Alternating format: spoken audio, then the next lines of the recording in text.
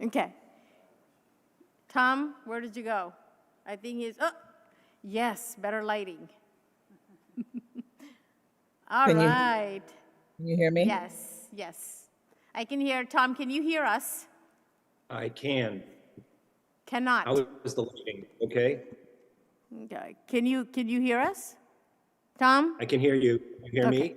Yes. Perfect. And we can hear Jessica. And we can hear Jessica. Lighting.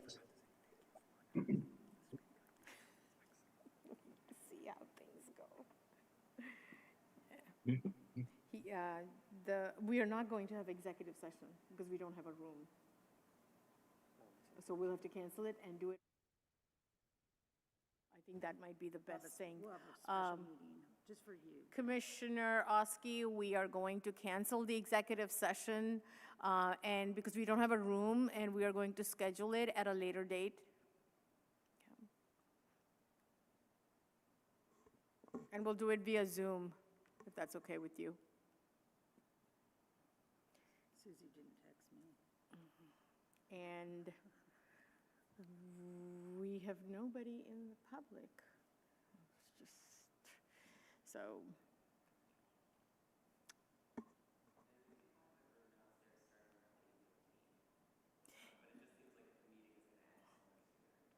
I think, yeah. Okay.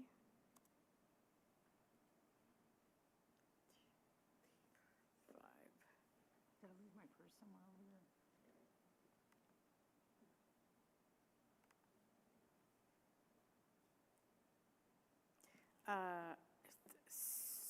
Susie Comerford is saying that she needs a link. The one online does not work, according to Susie Comerford.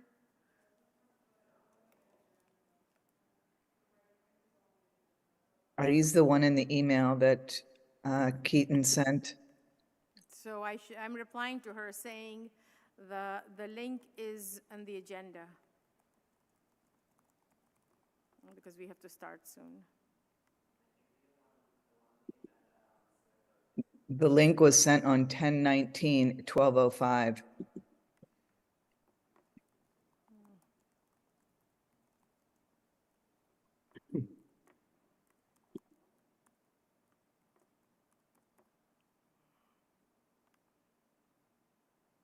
I replied to her. So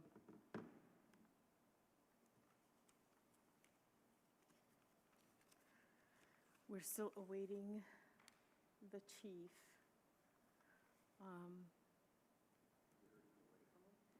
The what? Just like minutes ago, he sent the. He sent his report. chief's report just 2 minutes ago because he was away on a conference. For 2 weeks. So chief's report is there, but it won't be available.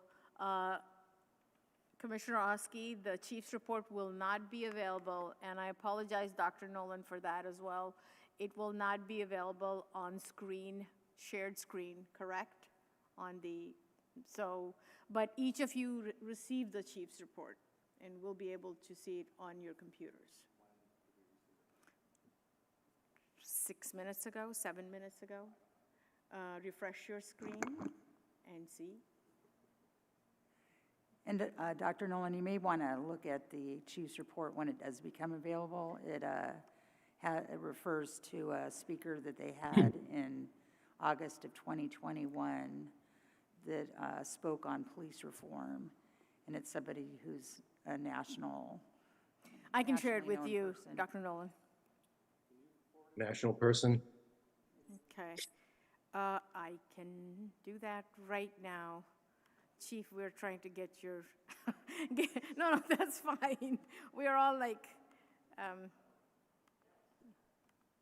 I have not received the chief report. I only sent it to the two co-chairs. okay. So I didn't send it to the whole I'm body. forwarding it right now, so.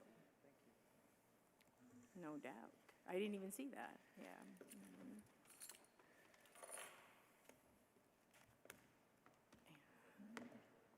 One is the PowerPoint, the actual PowerPoint, the other one is the PDF. It doesn't matter. The PowerPoint's probably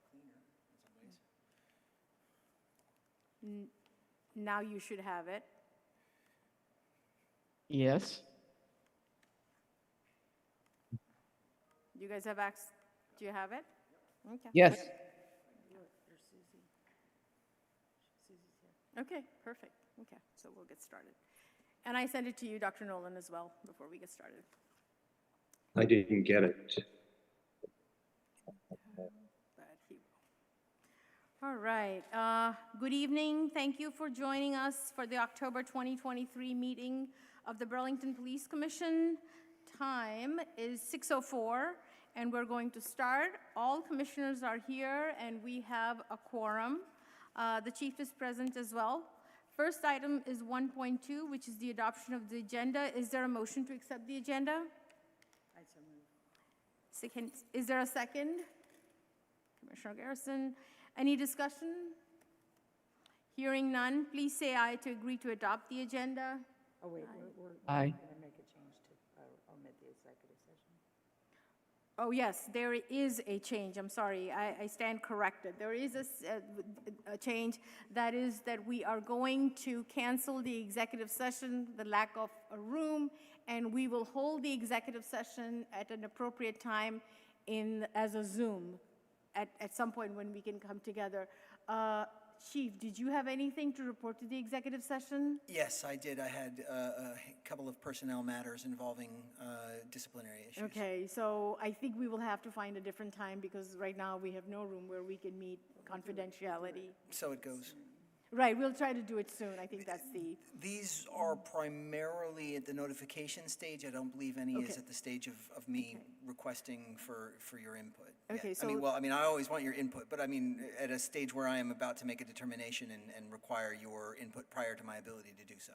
so just for our information and trying to schedule a meeting moving forward, how quickly do you want us to organize a meeting? Or is there a deadline or you? I know how busy all of you are and how much time you give to this. I would love it if it were in the next 2 weeks. Next 2 weeks, okay. I think, But, noted, yeah. noted. I think we can do that, and we can work with your office to organize something so that you are able to attend. Thank you very much. So Absolutely. that is the change for today's agenda. So can we accept the change? Any discussion, or can we accept the agenda with that change, and any discussion? Hearing none, please say aye to agree to the adopted agenda with the change of cancellation of the executive session. Aye. Okay. The next agenda item is 2.1, which is the approval of minutes of September 2023 monthly meeting. Is there a motion to adopt the minutes? Commissioner Keefe. Is there a second? A second. Second. Any discussions or changes? Hearing none, all in favor of adopting the minutes, say aye. Aye. Aye. Anyone opposed? No. The minutes, are you going to, one abstain, Commissioner Garrison. The minutes for September 2023 are approved. The next agenda item is 3.1, which is public forum. I don't see anyone here physically present, anyone online. Okay. Having said that, we can move to the next agenda item, which is 4.1, report from the chief. Thank you so much, and apologies again. I try always to get this to you by Thursday, Friday at the very latest. I prefer to be able to release it over the weekend, but also that is what is required in order to post it on board docs, and I was not able to do that this week. I was gone for 2 weeks, a week in Normandy, France, visiting D-Day sites with a friend, and then essentially a week in San Diego for the International Association of Chiefs of Police Conference, which I'll discuss in this. So here is our October Police Chiefs report, and a lovely photo of Autumn, and moving on. The IACP. So the IACP stands for the International Association of Chiefs of Police. They hold an annual conference. It is a huge event, upwards of 18,000, sometimes 22,000 attendees. They come from law enforcement agencies around the world. They come from vendors and nonprofits that are affiliated with the policing profession. And this year's was held in San Diego, and we were very proud to be a presenter. So there are in excess of 225 to 250 educational sessions that are outbreaks during the week. So it generally starts on a Saturday, and it runs Saturday, Sunday, Monday, Tuesday, and across those 4 days there are multiple sessions. Obviously, at any given time there's 3 or 4 or many or more in each sort of hour block. Ours was one, and a Vermont agency hasn't presented in quite some time, to my knowledge. I was very proud to do it. I did it with, as you see there, Lacey Smith, our community support supervisor, and Anna Wagling, one of our community support liaisons, and we were talking about bridging the gaps between policing and law enforcement as a first responder, and the systems that exist downstream of us to help people in ways that often prevent those people from coming back upstream of us. Anna and Lacey did a really terrific job. I intend to take the presentation that we made and make it public, but the tweaks that would be necessary for it to be sort of a public presentation that would be understandable without the presenters aren't accomplished yet, so I wasn't able to put it out, but I will. And when I do so, I will share it with this body and with the public. Next, please. Here's just sort of a photo montage of lots of the things that are on the floor. So in addition to all those educational breakout sessions, there is a massive, like multiple football field size indoor space where they are displaying all the tools and the toys that policing enjoys, and also the technologies that we need in order to be safer and more efficient. You'll see there, body armor. You'll see a trike device that is used for sort of doing foot patrol without being in a cruiser, although down in the lower right-hand corner you will see a cruiser. You'll see a boat. If the city of Burlington were to decide to buy us one of those, that'd be swell, but I'm not anticipating it anytime soon. In the upper right-hand corner is a huge truck that Verizon uses when every system is down. That truck can basically recreate systems, at least for first responders, in an area struck by a hurricane or another natural disaster, or, God forbid, a man-made destruction of the local telecom services. So a lot of different things. One thing that was very popular this year was drones. Drones are terrible photographs when they're on the ground. They don't look very good at all. But the thing in the center there, the D drone, is this huge tower that actually will cut drone service in a certain radius and vicinity. So you can protect an area like a Super Bowl site, for example, a large football stadium. If you're concerned about drones, whether they're going to be used for photography or for more nefarious things, you can cut it with that device. So a whole bunch of sort of neat things here. Next. This is a less pleasant part of the job. We had an encampment closure recently. I was with a number of officers that did this. This was a determination that was made. The necessity for this was made after an assault occurred at this encampment. There were allegations of drug production at the encampment. The assault was confirmed. The allegations of drug production were not able to be confirmed, although there were a lot of certain tools that could be used for it. But it was nevertheless something that the safety at that site had become compromised. A number of different stakeholders at the city level made the determination to notice this in accordance with our encampment policy. And that encampment policy was created with the ACLU. It's linked here. You can click that link and get to the policy. The Special Assistant to End Homelessness was the lead on this determination, along with the Department of Public Works, because it was a Department of Public Works site, the property, as well as Parks and Recreation and Waterfront. Their ranger is somebody who works a lot with houseless populations. And of course, the police department, from our CSLs to our CSOs to the police themselves, all of us do work with people who are unhoused at various times. This camp was pretty pretty bad. It was a lot of trash, and as you see there, that's a whole pile of bicycle frames. We recovered a couple bicycles that were posted on the bike theft site on Facebook that were still in extant condition and could be returned to owners. Those, I found one frame with a serial number that belongs to somebody that I knew had made a complaint about the loss of that bike. It had all its parts when it was stolen, and it was merely a frame when we recovered it. So we're working to return items to owners if that can be determined, and then in the meantime, that encampment area has been closed. Yeah, of course. That is an area that is called, colloquially, the Flying A. It is at the far, far, far north end of Lake Street. It is, in other words, past where the train goes under the tunnel beneath North Avenue. But is it on the bike path?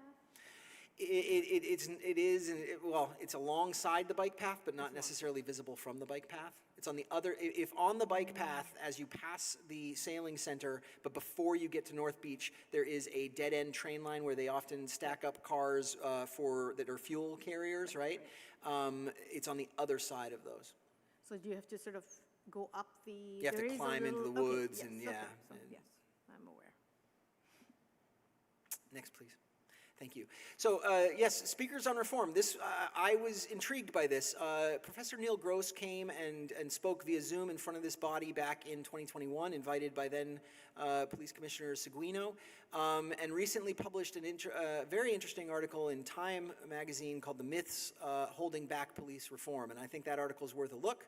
Here, it's a 3,300 word article. It says a lot. This is a summary. It's my summary. There's tons in that article that's not contained here, including a lot of nuance. But I hit on sort of the main ideas here. And I think it was worth noting that the commission invites thinkers of this level, the people who do get national attention. And you've got another one tonight for the first time in a while, which I think is great.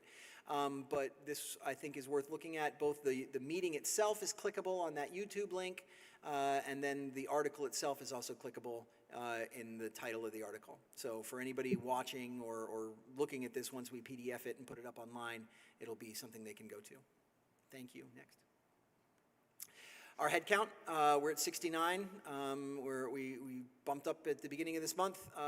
You'll see on the next slide, however, and you can go to the next slide, we're at 68 right now, and that is because one of our officers has transitioned into a CSO role, I hope temporarily. I'm hopeful to get that officer back into a police officer role, but is a CSO. We're currently at 5 CSOs, although we just hired one, but as of the 15th, when this slide was current, we were at 5, but we're at 6 now, and we're at 5 CSLs. But the other roles, et cetera, are listed there. So we were at 69, we're at 68. I believe that by the time I report to you again in November, we'll be at 69 again, because I have a line on another lateral coming in. I, in the very beginning of the year, sent a memo out to the police department stating that I believed we would be at 69 by the end of this calendar year, and we're on track for that right now. It would have been swell if the one officer hadn't transitioned to CSO and we were at 70 instead of 69, but I do feel like I'm confident we'll be at 69 by the end of the year, and that puts us in a place where we meant to be. Yes? I'm not sure if I just have missed it in previous presentations, but the marketplace officers, is that something new, or was I just like... No, that's been all summer. We've had those marketplace officers. I pulled them out, I think, in the last 2 presentations. I think I did it in the September presentation, just because I pulled them out of the patrol numbers because they're not technically on patrol. They're not supposed to leave the marketplace. So, for example, our ability to use them to answer calls for service in other parts of the city is minimal. Yeah, I did. I mentioned it in the September report. I don't have the July report, the August report in front of me, so I'm not sure if I did it there. But yes, So this is a foot patrol, like on Church Street? Affirmative. Those 2 officers are assigned only to the marketplace. We're probably going to reassign them to patrol once the weather really turns. I mean, it got a little cold this week. It was chilly yesterday and this morning, but somebody told me it might actually be in the 70s by the end of the week again. There's Vermont for you. So one thing I was I'd read a thing about someplace in New York City where they were doing like the neighborhood patrols, and then they were talking about certain people being sort of like not really available to answer other calls when they're doing their neighborhood interactions. But they did point out that if there was like a major event, that they could be called Yes. away from that. And so I was wondering if some of the people like the special assignments or the marketplace officers, is there like a plan or something to like pull them out of that rule in the event of some major event? Yes, so the, both of the marketplace officers, you may recall that we had a pretty terrible, a very sad situation, a dangerous situation. A person went into a home on Killarney Drive in the New North End. Thankfully, the homeowner was not home. That person was armed with a gun. That person barricaded himself. We negotiated for quite some time. When we attempted to make an entry, that person took his own life with that firearm that he had. Two of the officers who responded to that as members of our emergency response unit were our marketplace officers, and they are both trained in that. So they left their marketplace assignment, and the marketplace wasn't covered in that way during that time while we put our resources up there. And for the initial period of that, I would say almost every single resource that we had in uniform on duty at that time was on that scene. Then we were able to call in off-duty resources who are trained as members of the ERU, or Emergency Response Unit, and as we did that, we were able to take other officers who were on duty and in uniform and put them what we call 10-8. 10-8 is the radio's call sign for going back, sort of being generally available for calls for service. So we don't want everybody at a single scene if we don't need that. Initially, a lot of times that's what you get, even for things that aren't as dire as a barricaded armed person. But we want to be able to put as many people 10-8 as quickly as possible whenever we can. So yes, the marketplace, in this, right now, one of the marketplace officers is thus trained, and the other one, I believe, is not an ERU officer. But again, both of them would respond in a capacity of backing up that barricade situation until they could be relieved by us calling in off-duty officers, or using, for example, detectives who need to get into their gear and put on their equipment and drive up to the location, and then we take the folks who are there on scene immediately and say, okay, it's time for you to go. And we do the same with our negotiators, attempt to spell them out, so it's not the, it depends. If a really great rapport has been made, at times it's bad to separate a negotiator from the person with whom we're communicating. But at other times, we want to make that spell because it's emotionally draining to be on a scene like that. Our airport officers, no. For the most part, our airport officers would not be brought down here. And at any given time, there's only one or two at the airport anyway. And we can't leave the airport unattended. Look, if we, I'm going to reserve the right for something really, really horrible to take any resource I can get to bring that to that thing. And even if that means leaving places, and the TSA can slap me on the wrist after or something like that. But we've never gotten to that point, thank God, with an operation. Supervisors are going to be on a scene like that as necessary. Detectives, as I said, are going to suit up and go to a scene like that.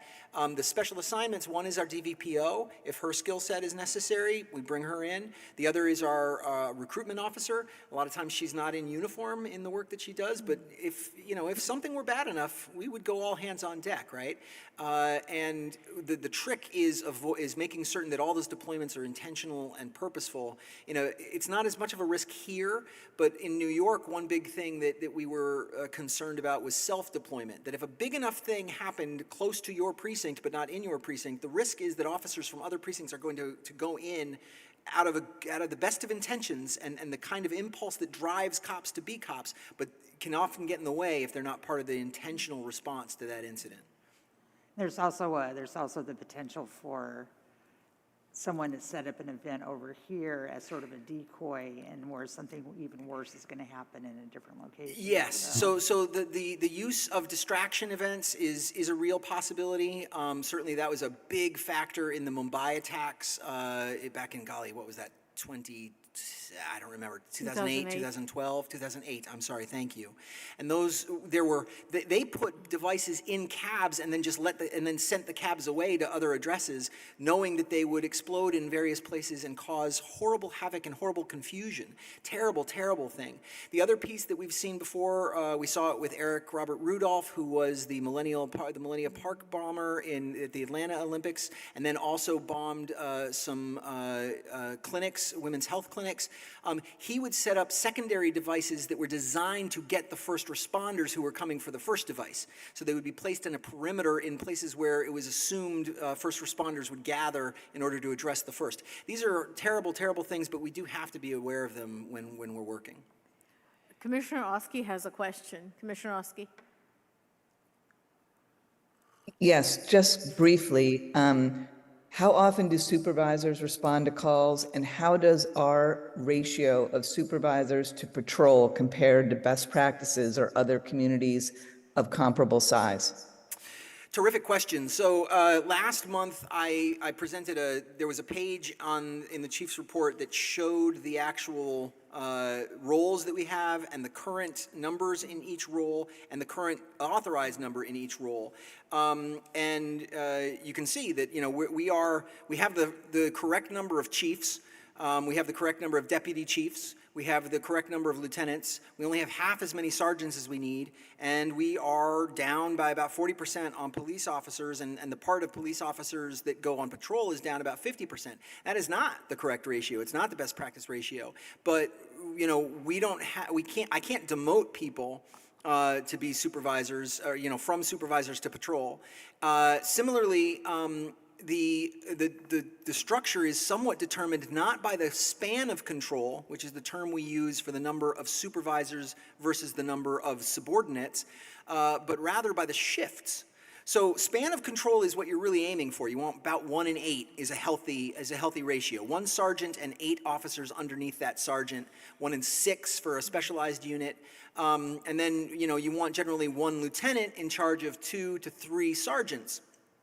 But there is also the fact that we determine these ratios not merely by persons, supervised versus supervisors, but by the shifts. We've got 3 shifts, and those 3 shifts are divided into 2 teams each, so that's 6. We have a minimum, therefore, of 6 supervisors that are necessary for patrol at a sergeant level, and a minimum, really, of 2, actually 4 lieutenants that are necessary at the patrol level. And that's just dictated by the fact that they work, in order to work around the clock, 7 days a week, 365 days a year, you got to have a certain number of shifts, and they got to be broken down in a certain way. And right now, we don't have the number of officers necessary to staff those shifts healthily. And this, too, was a concern that we articulated at length during the discussion about whether or not to reduce the size of the police department. One option we would have had, my ratios would be better right now if we had ended our midnight shift. But in the long run, despite talking about that a lot and seeing that as sort of the most logical decision, I couldn't do it because I felt that it was an unconscionable risk for the public. And as a result, we field 1 to 2 officers on midnight shifts, which is not optimal by any stretch of the imagination, not for them nor for the public, but it's better than having shut off the midnights entirely the way the Vermont State Police does, right? The Vermont State Police goes to bed at 2 a.m. and nobody's on again until 7:30, I think it is. Maybe I might be a little off on those times. They cover, and they are available for call out, but there is not an on-duty officer. You can't do that in a city like ours. So, we're not staffed properly right now with regard to ratios. You can continue, and I know you have. Sure, a few thank more you. So slides. next slide, please. Thank you. The revised priority response plan. One piece of this is that we have changed the way in which we respond to overdose. I talked about that a little bit last time. I felt frankly, that the consensus of this body was sort of an approval of that. I did speak with the fire department and worked closely with the fire chief in making this determination and with the mayor, but we are only going to calls for service of overdose when they are in a barricaded situation, when the person can't be accessed, but police need to make that access, if the person's in a vehicle, or if there is some other criminal element associated with that overdose beyond the mere presumed possession of narcotics that caused the overdose. Obviously, Title 18, which is the Vermont statute section that deals with narcotics, remains in effect. It is unlawful to possess narcotics. It's criminal, but we don't treat that as a crime in this city anymore, for good or for ill. And therefore, going to overdoses with police at every turn, racing through the city to go to something that is a medical call, since we've chosen not to treat it like a criminal call, isn't the best use of resources that are as thin as they are. Next, please. So I'm sorry. I'm sorry, Sure. I do have a question. course. And so do you, right? Commissioner? I just have a comment. So my question is, can you explain this to me as a citizen? Yeah. So I see on King Street somebody who appears to be ODing. They're lying, kind of, on the sidewalk. Mm-hmm. So I call 911, right?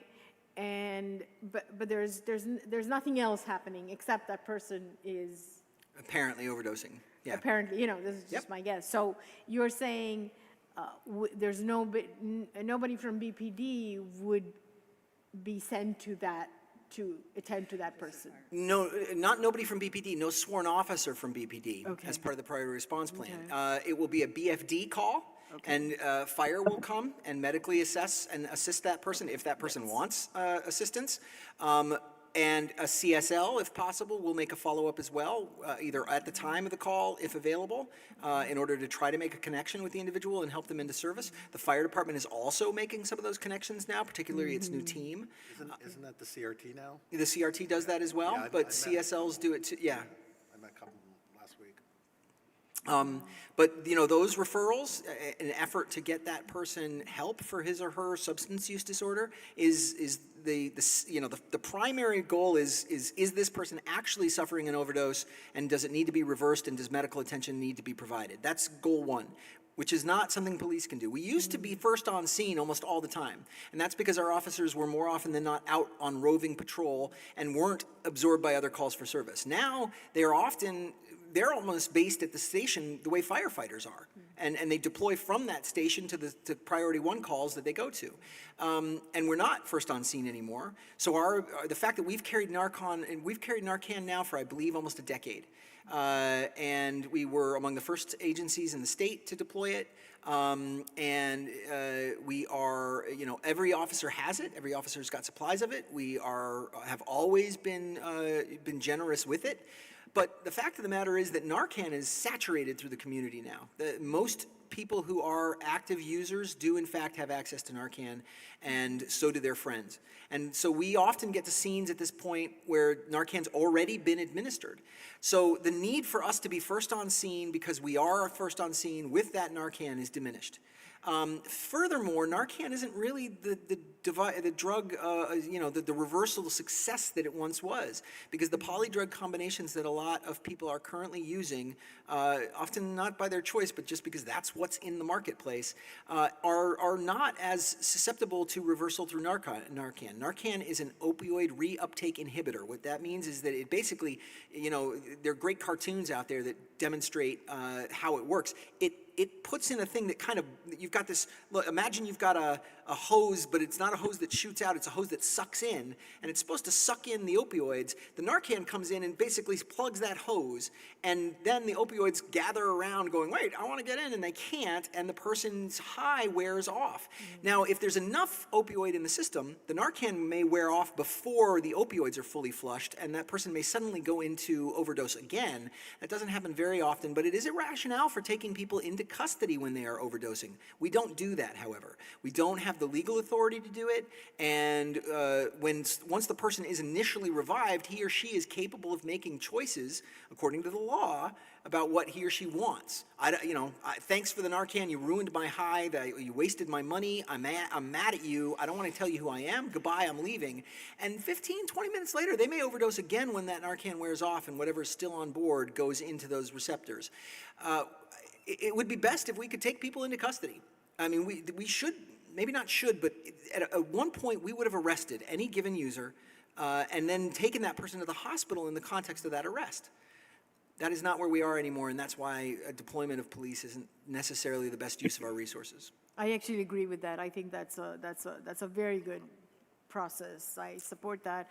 And I think what I've noticed from my perch is quite often people don't want either the BPD or the fire department to be there. Yeah. And that's what I've overwhelmingly heard from even within the neighborhood. Yeah. Is quite often people reject the help, which, lack of a better term, I mean, it's kind of sad, but it is, Yeah. that's It's the terribly reality in sad. which we live. So, but thank you. Yes, Commissioner Harrison. I just wanted to add that you're right. A lot of folks don't want the police there, and they don't want the fire department there.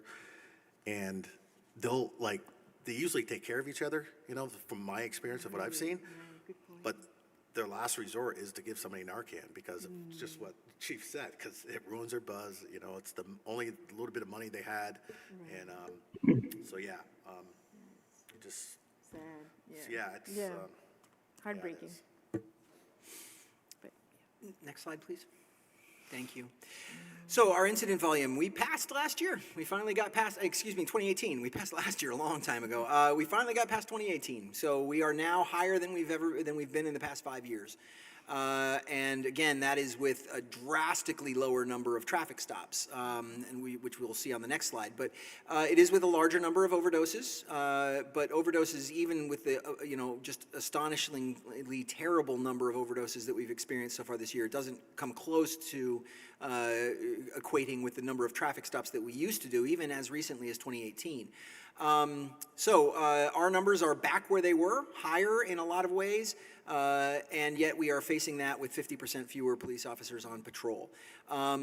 So we are still stacking calls for service. About 13% of our calls for service are stacked. About 12% of our calls for service are going online. I've recently directed that the priority response plan says that certain kinds of calls are not supposed to be directed online. That includes retail thefts, that includes larcenies. Those are supposed to be stacked, not pushed online. And for a while they were being pushed online. I think that engendered a lot of frustration in the community. Our community, and frankly, we've got to stack. These numbers would be even higher if every single online report had yet been accounted for, because they haven't been. This does not count, there's a stack of anywhere from 500 to 700 onlines that accumulated over the summer that we're trying to figure out how we're going to sort of dig into that stack. So we'd be even higher with this number if those were fully accounted for. An online is a terrible thing because it takes that long, right? I'm talking about calls for service that came in online reports rather, not calls for service, online reports that came in July. And a person gets an automated response and then does not hear much. And that is a terrible feeling for members of our community. Neighbors don't want that. So I think we are actually better off stacking a call, letting them know that that call is stacked, but at least getting to them within 24 or at least 48 hours and being able to say, here's a person speaking to you, even if we may or may not be able to address what the situation is. And many stackable calls aren't necessarily addressable with 12 hours later. They're of the moment kinds of things where people wanted a police response, where we used to default to responding to everything and we just can't anymore. So I also added a new clarification in on this slide that talks about the fact that calls for service or these incidents are not automatically crimes. And I certainly never have wanted anybody to associate that. Like when I talk about our numbers being up this year, 20% above last year, 40% above 2021, back in line with 2018. I'm not saying that crime is, although some categories are and some categories are not. This is about incident data, and they are essentially calls for service. Next, please. Thank you. So here are some of those incidents, the ones that we track every single month. These are all year to date as of the 15th of October, and you can see where we are with some of these categories and where, some are up, some are down.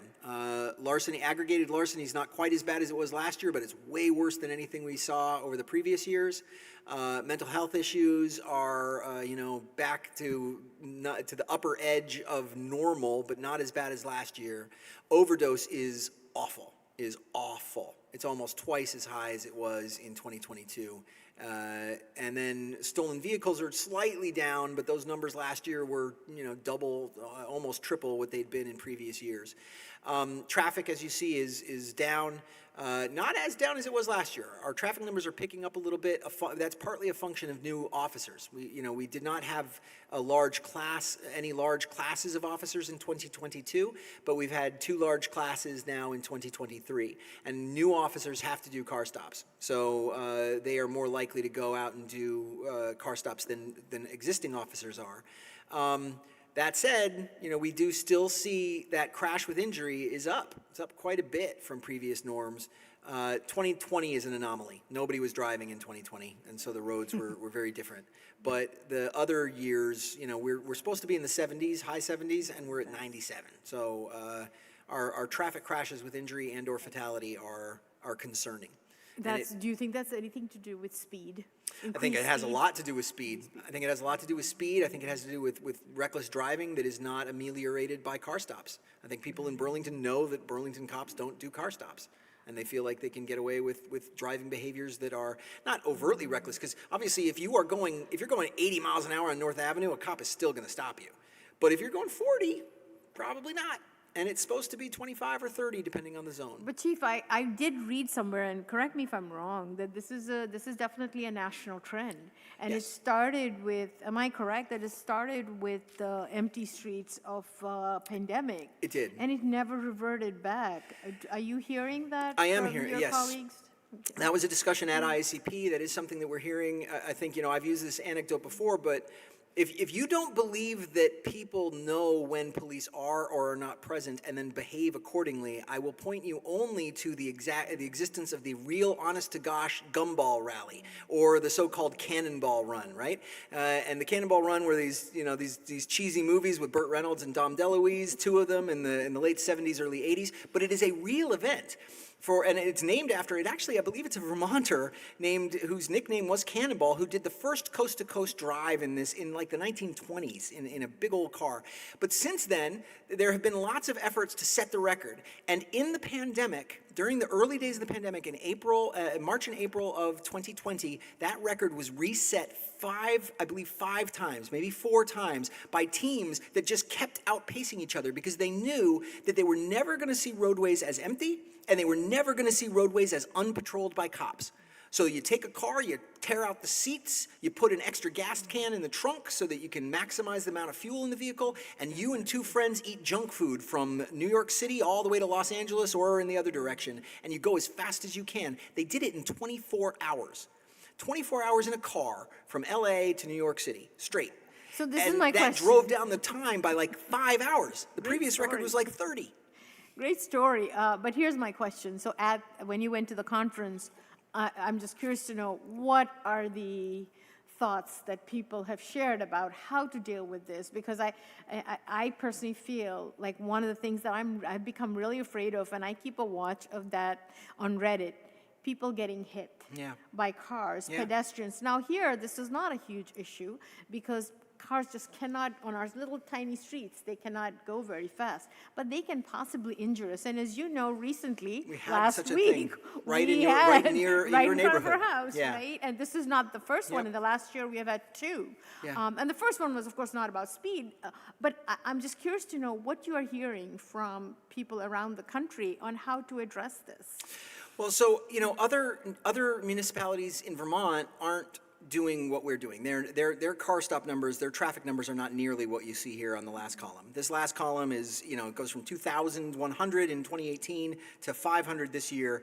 That's a massive drop. That's an intentional drop. It was driven almost entirely by our desire not to interdict narcotics via car stops and thereby reduce racial disparities that we were seeing in traffic. That said, it does have an impact on driving behavior. Other municipalities are not doing this, and they are instead, the state's attorney basically put out a memorandum stating that many cases of what might be considered pretext stops, that is lawful stops based on driving behavior, but that were driven in fact by the officer's suspicion of the driver for other crimes, will not be accepted by her office for prosecution. That memorandum didn't affect the Burlington Police Department at all. We'd been doing that for years beforehand, and it was really irrelevant to us. But it definitely bothered other agencies in Chittenden County because they still do a lot of traffic. And the Vermont State Police still does a lot of traffic. Agencies across this country are getting back in the traffic business. They are still seeing these kinds of upticks. It is greatly concerning, but it is affected by even though there are agencies that still do it, there are many agencies that don't, or have been told in effect, stop, in the way, frankly, that the Burlington Police Department was earlier than many others. But that, over the past 2 years, that's become a much more pronounced issue. And we do have to decide for ourselves whether or not, where the balance is.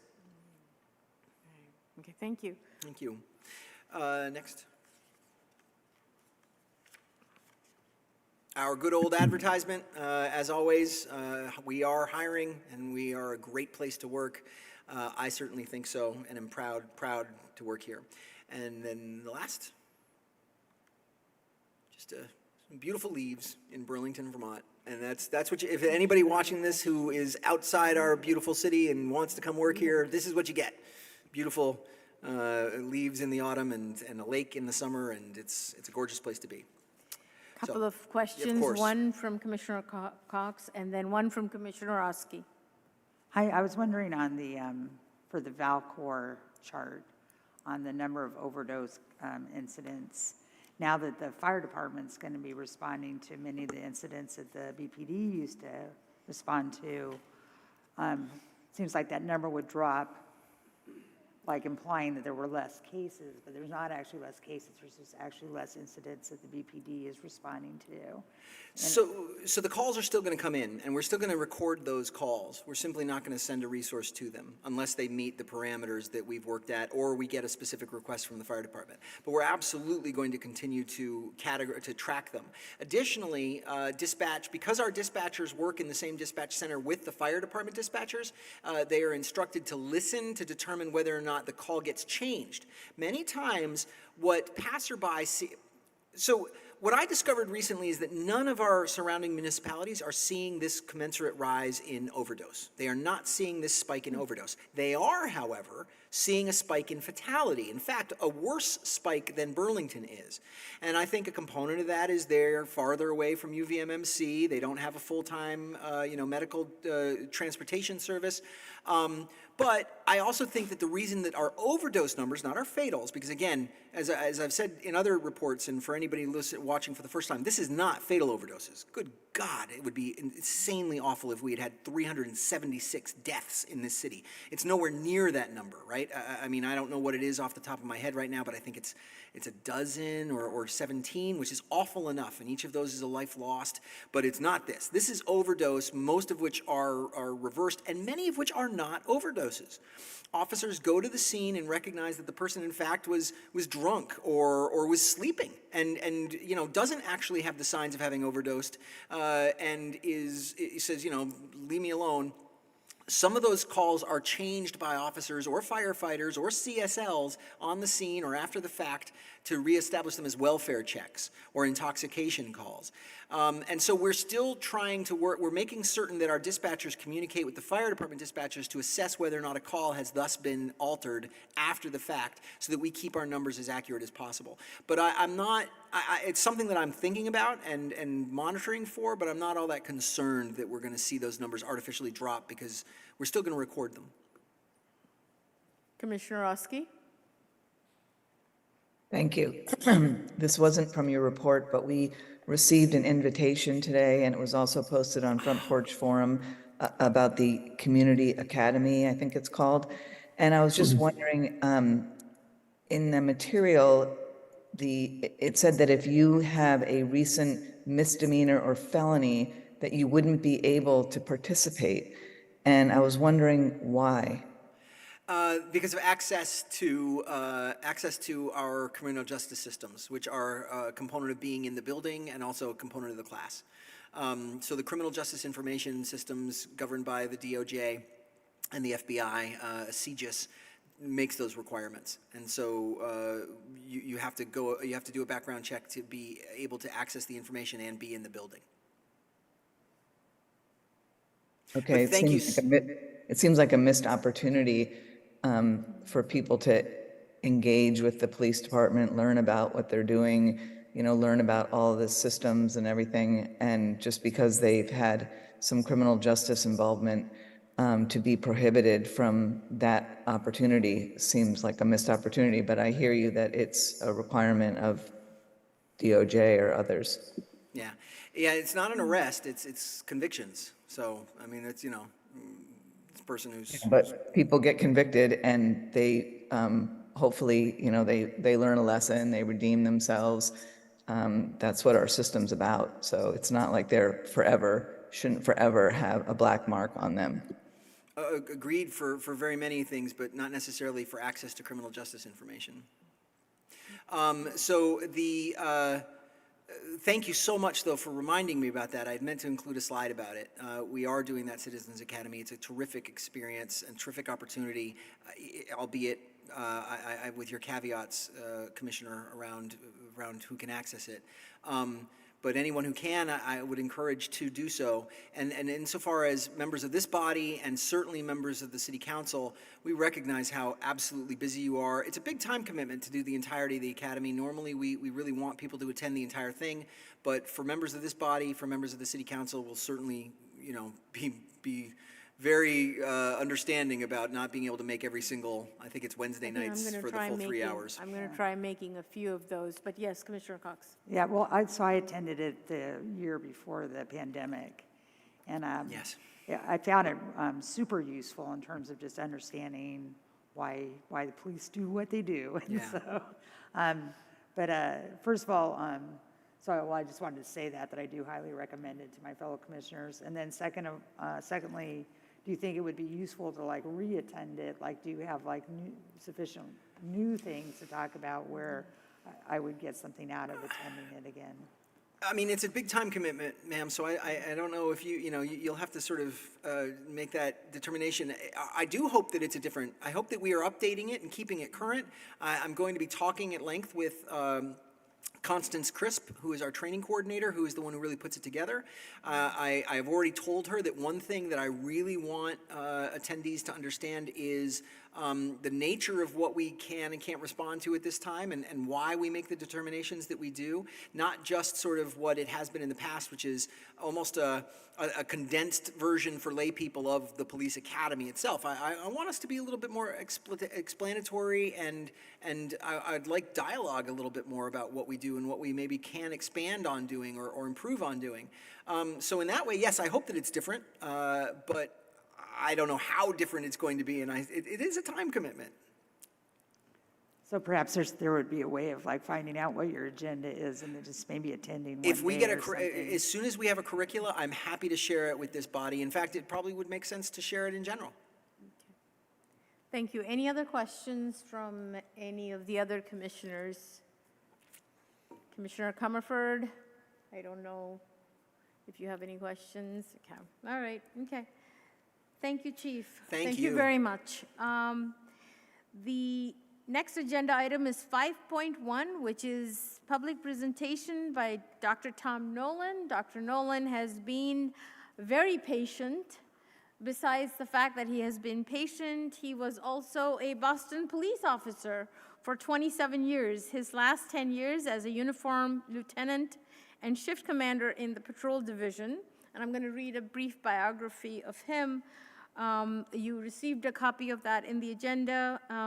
Dr. Nolan has been a professor in criminology and criminal justice at Boston University, State University of New York in Plattsburgh, where he was my colleague, Merrimack College, and Emmanuel College. He was a senior policy advisor at the Department of Homeland Security's Office of Civil Rights and Civil Liberties in Washington, D.C., and is the author of a recent book, Perilous I hope I'm saying that right, policing, criminal justice in marginalized communities.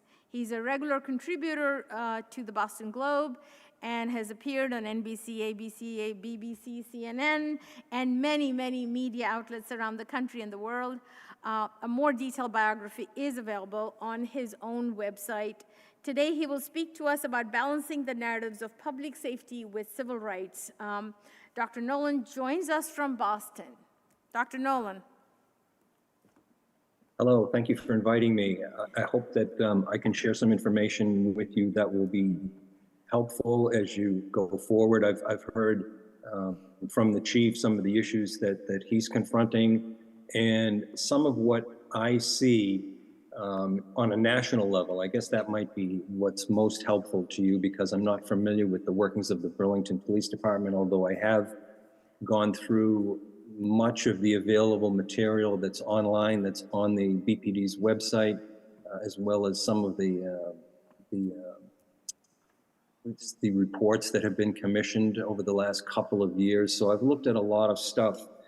And what I see nationally that is of concern, and oftentimes I comment to the media, they seek me out for whatever reason, because I have this experience and I also have this academic perspective and background. So for example, before I came on the Zoom meeting with you all, I was interviewed by the Boston Globe for a story that's running tomorrow, and issues that plague and have plagued the Boston Police Department. And I don't see that it's necessarily present in Burlington, but issues around transparency and accountability. So the story that is going to be an extremely bad look for the Boston Police Department is one where numerous internal affairs complaints have been made against a particular police captain, including excessive force complaints, race-based stops, those kinds of fairly serious issues. And the story is that the complaints are over 4 years old, and it took over 4 years for the Boston Police Department to investigate these allegations. And there were numerous allegations. Most of them had to do with Black Lives Matter protests and the involvement of this particular captain in interacting with the people who were on the street protesting. So what I see, and this is by no means unique to Boston, but issues that involve transparency and accountability. And I will say kudos to this chief, because when I began looking at available information online about the Burlington Police Department, I was very favorably impressed with the amount of information that is contained in various websites, iterations of the website that are online. So there's a plethora of data that are available to anyone who is looking at what's going on in the Burlington PD. All of these reports that we just were just shared with us by the chief are available online, as well as a number of other relevant and I think timely documents that really point to a level of transparency that is not commonly observed in police departments across the country. Most police departments, and I come from Massachusetts, we have a notoriously reputation for notoriously opaque police departments that are reluctant to comply with public records requests. And so we have weak public information laws. I'm not sure if that's the case in Vermont, but it really provides for a contentious relationship between the media and many, and certainly all of the largest police departments here in Massachusetts, is evidenced by the fact that they often take 6 months to respond to public records requests. That said, what I did observe and what is of concern, and maybe I looked in the wrong place, but I was unable to uncover reports on the Burlington PD website of internal affairs complaints, the nature of complaints that are made against Burlington police officers. I was able to discover information that was contained in a report that was prepared, I believe, in 2021 by CNA Associates. I think it was commissioned by the city. It's a very comprehensive report with a lot of really pertinent information, as well as recommendations. And I did become aware that the collective bargaining agreement between the Burlington Police Officers Union and the city of Burlington has language that I've never seen before. And I've seen a lot of collective bargaining agreements. I've participated in negotiating many of them over the years. And what I saw was language that prohibits the police department and the city from releasing information about any pending internal investigation, releasing any information. And so my read on that was if an officer was involved even in a deadly force incident, and that involves a killing of a human being by a law enforcement officer, that information, none of the information relating to that would be released to the public, in my read, is at any time. So the department is really hamstrung on the one hand with being able to release information about particular internal investigations. But what I could see and what was only available and observable to me was the CNA Associates report that contained information about internal affairs complaints that I think went back to, I could get the year wrong, maybe 2018. And so I could see the numbers of complaints. I could see the nature of the complaints. I could see the disposition of some of them, I believe. But that kind of information, I think in the interest of transparency, might appropriately be included in the BPD's website so that observers could see. For example, I saw that the rate of sustained complaints, and that refers to instances where an individual makes a complaint of officer misconduct or wrongdoing. It could be excessive force, it could be respectful treatment or whatever.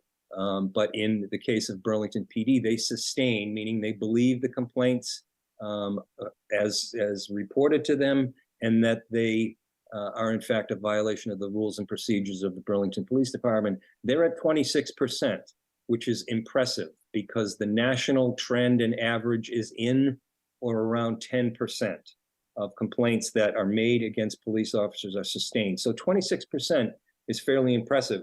I would want to get that out there to show that in this department that we take these complaints seriously and that we sustain over a quarter of them.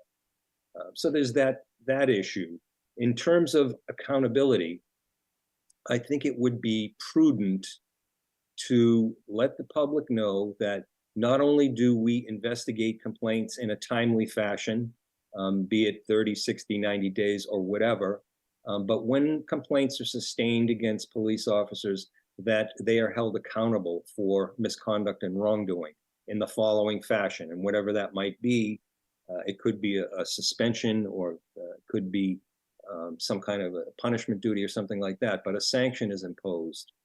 So I think that in compliance with the union's provision in their contract, their collective bargaining agreement, that no information be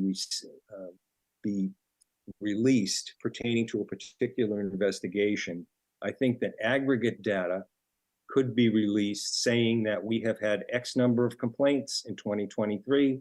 We sustained X percentage of them. They involved these types of allegations. And when complaints were sustained, these were the sanctions that were imposed on officers. That kind of information, I think, would inspire confidence on the part of people in the community, people in the city of Burlington, as well as outside observers like me who know nothing about the inner workings of the city of Burlington, but can certainly make an assessment like I'm making for you, that there is a process and that the process works. Because as I mentioned earlier, the Globe story that's going to come out tomorrow, and it's going to be a story that is not going to be flattering for the Boston Police Department because of this.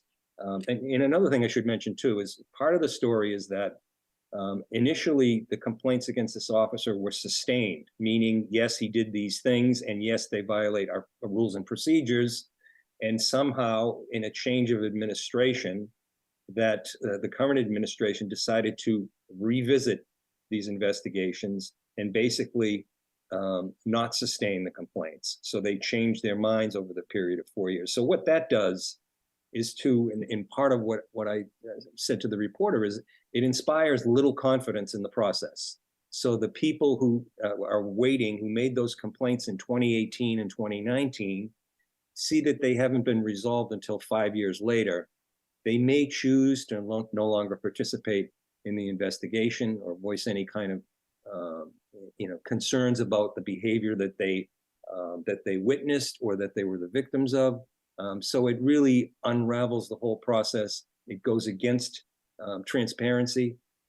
It goes against issues involving accountability, and it undermines the public confidence in a particular police department. This is not uncommon. I'm not seeing it here in Burlington. As I said, there are a lot of data that are publicly available, except for this particular area. So I have this, just to switch gears, because I know your time is valuable. And here is, Citizen, this is the report. I'm sure that you folks have seen this. This was commissioned in, 2021. So it's 2 years old. And this is a very comprehensive analysis of issues confronting the Burlington PD. I could share the screen with you to let you know. Yeah, I can't share the screen with you, but the report is on their website. And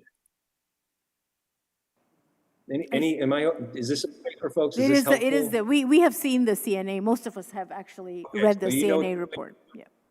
That's a good report. There are a lot of really legitimate, valuable recommendations contained pertaining to the internal investigative apparatus in that process. I don't know if they've been implemented. It doesn't appear as though from the outside looking in since 2021 that they have.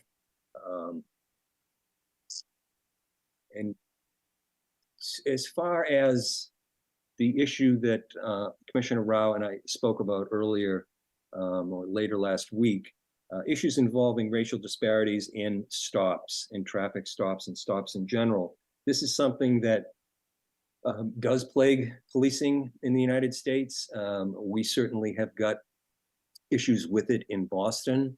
And I'd say that the figures that I've seen, and I've seen the rationale behind the discrepancy in stops where 4.4% of the population of Burlington is Black, and I believe it's 8.8% of stops were of Black people. That's obviously a disparity, twice in numbers to their representation in the general population. But I will say that other departments are far worse. That the norm, and I'll use the example of Boston, and I hate to beat up on my own police department, but that's what I have the most knowledge and experience of. The Boston Police Department has many issues involving racial disparities in how policing is enacted in this city. They maintain a gang database with, depending on who you believe or depending on who's testifying at a particular day, they say there are 3,000 or 4,000 gang members in the city of Boston. I've heard numbers of over 300 gangs, which is just actually just not credible, or 100 gangs. My point being, I'm sure you don't have a gang problem in Burlington, Vermont. I don't know, maybe you do, but in Boston, over 90% of the people who are included in that gang database are people of color, men and women, boys and girls. Also, the stops that the police conduct in the city, over 85% of the field stops and traffic stops that the Boston police conduct are of people of color. This figure was not publicly released or available until the American Civil Liberties Union of Massachusetts filed a lawsuit against the Boston Police Department compelling the release of these data, and then the data being released in 2018, the following year. And of course, the police department is going to say, we're going to clean up our act. We didn't know about this. We're going to implement training. We're going to make changes, and you're never going to see this again. And they weren't lying, because the next year when the ACLU went back to ask them for the data for 2019, I believe it was, it could have been 2020, the BPD, Boston Police Department, said, we no longer keep those numbers. So they said, we don't record demographic, racial, ethnic origin group data on people we stop, which is simply not credible. Should I stop for a minute here and let people answer questions, or Commissioner Rao, how do you want me to proceed? That's fine. If you have a few minutes, if you want to wrap it up with some of the recommendations that you and I had talked about, perhaps for us moving forward. Yeah, so part of it was the internal affairs process. I think a little bit more transparency there would be helpful. I think I've seen the movement toward having a non-police response to 911 calls is commendable. I think that's the direction. A lot of the directions that I've seen this chief articulate in his report tonight, as well as some of the reports that I've looked at from past monthly meetings that you folks have had, show that Burlington PD is definitely moving in a lot of the right directions.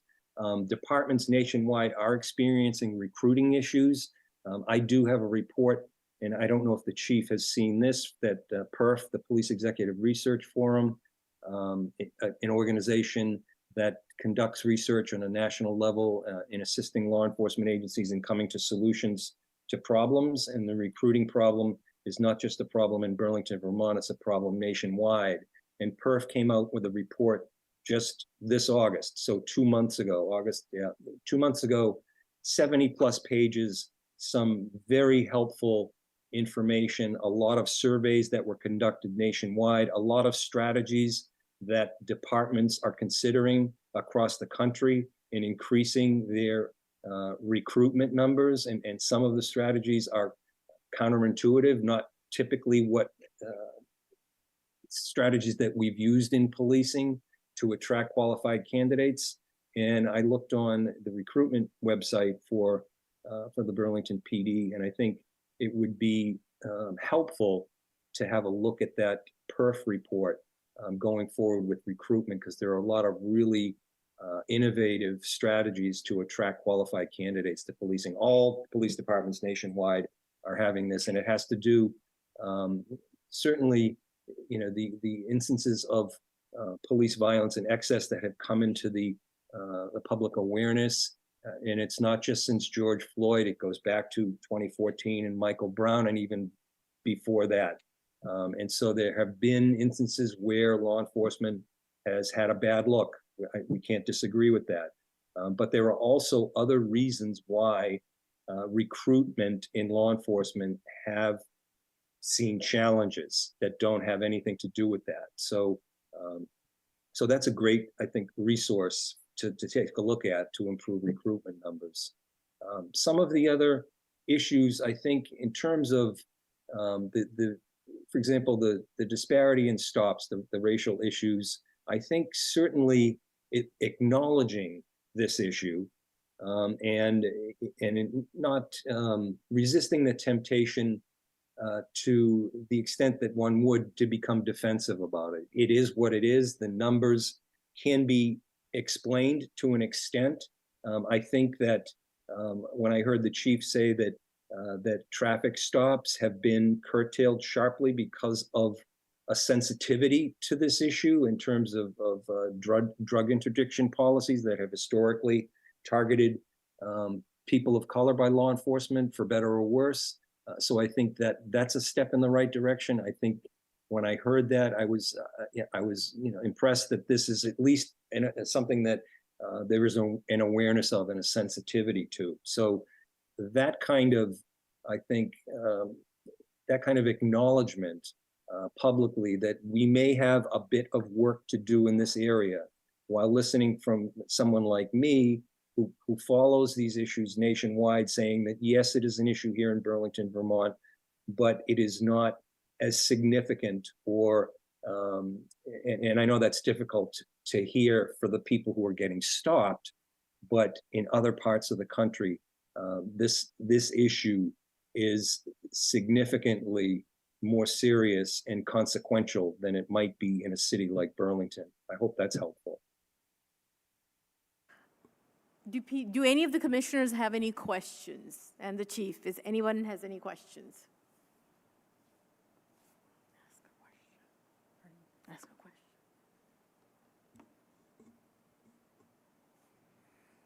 So Was thank that you. helpful? Is that something that is of value to you folks? Commissioner Cox? Yes. So, I had a question. So like in the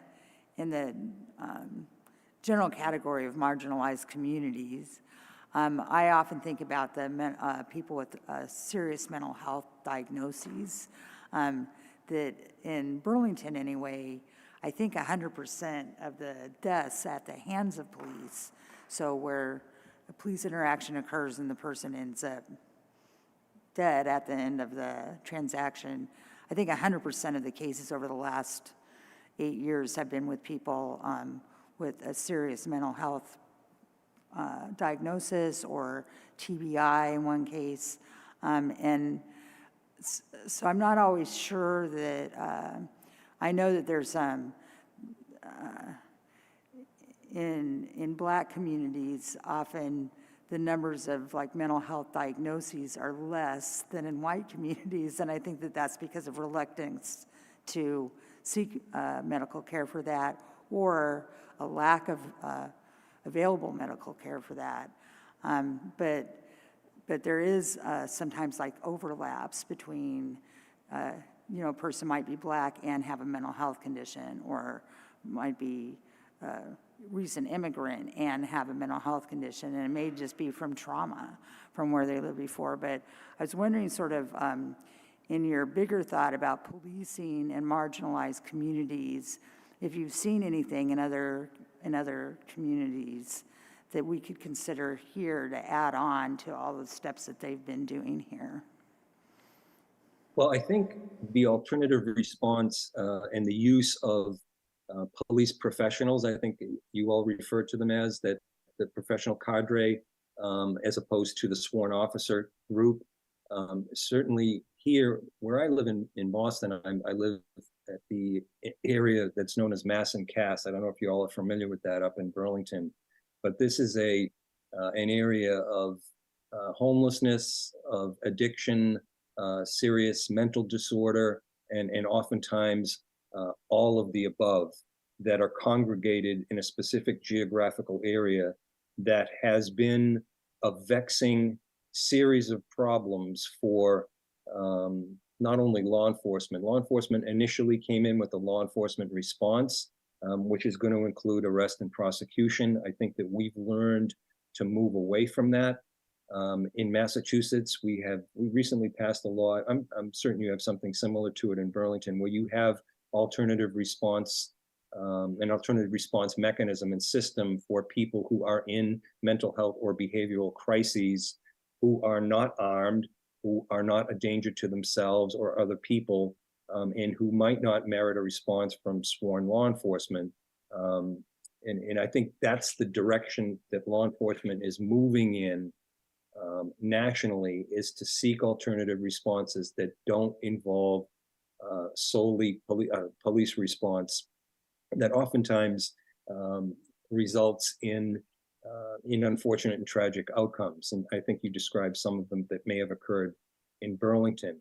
But we certainly have got an awareness of it. And I think when the chief is describing community service officers and community service liaisons, and I think you have, I saw on one of your org charts that you have registered nurses available and maybe even social workers who can respond to situations where people are in crisis who may not be armed, moving in that direction. And in terms of marginalized communities, I mean, we had a situation maybe 3 years ago around the corner from where I live, where a young Black man who was in mental health crisis, his mother called 911 and asked for an ambulance to take him to the hospital, which is 2 blocks away. And the 911 operator keyed in a police response that necessitated the police responding to the scene with EMS. And according to the police, this individual who was having a mental health crisis picked up a knife, and his family disputes that, but he was shot and killed tragically. And I think we're learning certainly from those kind of situations that these are not the appropriate responses in many of the cases that enter the 911 system. We have in Massachusetts, we passed a law recently that any municipality that wants the availability of state funds to hire social workers to respond instead of or alongside police officers for these individuals can avail themselves of those monies and hire people to do that. So this is, I think, where it's heading. In terms of disparities between responses in marginalized communities and communities that, that we would not consider marginalized, I think the community that I'm referring to, this young man who was killed, is a marginalized community. And so do the police resort to the use of force more frequently when they're confronted with these types of mental health situations in marginalized communities than they do in communities we would not consider marginalized? I would say that the data would support that contention. So yes. Someone else had a hand up. Yes, Commissioner Commissioner Oski had a question too. Commissioner Oski. Thank you, Dr. Nelson. Your presentation has been really helpful. I'm really glad that you came out and look forward to staying in touch with you.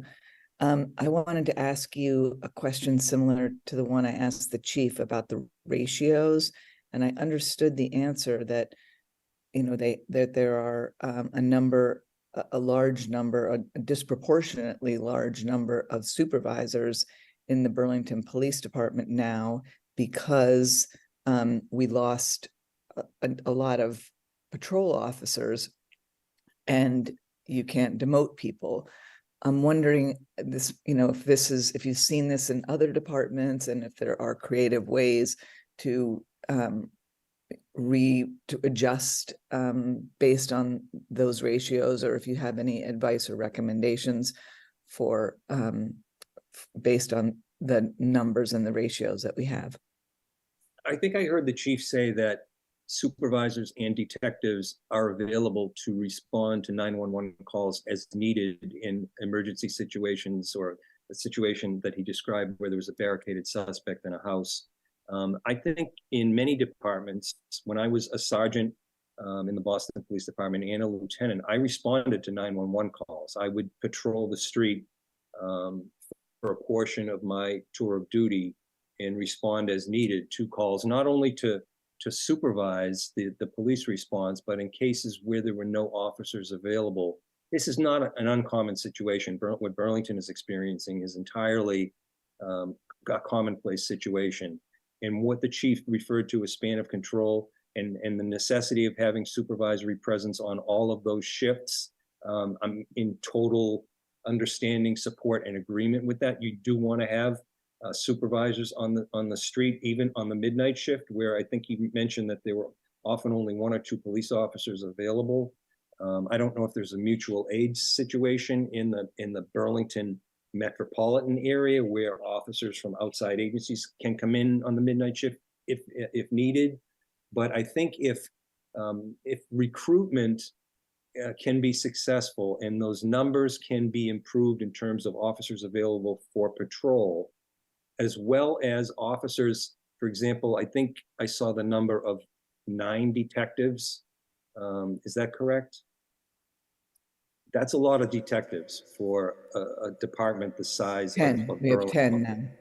10. That's a lot of detectives. And so, but I understand when the chief said you can't demote people, so you can't do that. But what you can do is reimagine and reconfigure your response protocol to include, for example, in situations, special events, for example, or other types of unusual situations in Boston, detectives are going into uniform. You're going out in the street and you're going to answer calls because we don't have, and I don't know if the extent a problem nationwide to backfill officer numbers for patrol is to hire make mandatory overtime compulsory for officers. So you're working double shifts. That's what they do in Boston. That's not the best solution. But in response to your question, there's no reason nationally, what I've seen and in my experience, why officers other than patrol officers can be used to respond to 911 calls as needed. I know you've got the airport, you've got a contractual obligation there. I know you've got 2 officers assigned to, I think it's called the marketplace. There's no reason why those officers couldn't respond to 911 calls in that area. Certainly you've got as a recruiter, who's taken out of patrol. I don't know that I'm not second guessing the chief, but do you need to have a full-time recruiter where your numbers are so low? Maybe it should be part of the ethos that we are all recruiters, that we want to put our best foot forward and have people. I mean, there are strategies in that PERF document, like having a police cadet program or a police internship program. I know when I was teaching undergraduate students, they are all looking for internships. So I think the term is referred to as going upstream. So you identify police officer candidates at an early age, and maybe you have a cadet program where it's a guaranteed path to a police officer position. There's another movement initiative, it's called 30 by 30, to increase the numbers of women police officers to 30% by 2030. They're on the average nationally at about 12%.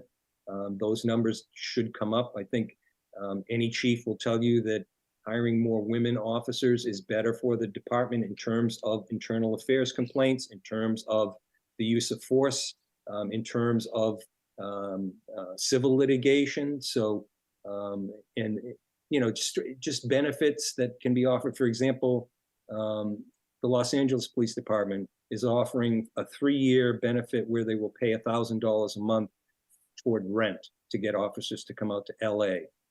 I don't know what how high rents are in Burlington, but if the issue is that officers aren't coming there because they can't afford housing, I mean, you've got a $15,000 bonus, maybe reconfigure that to say we will pay your rent or we'll pay $1,000 a month rent. I mean, those kinds of strategies.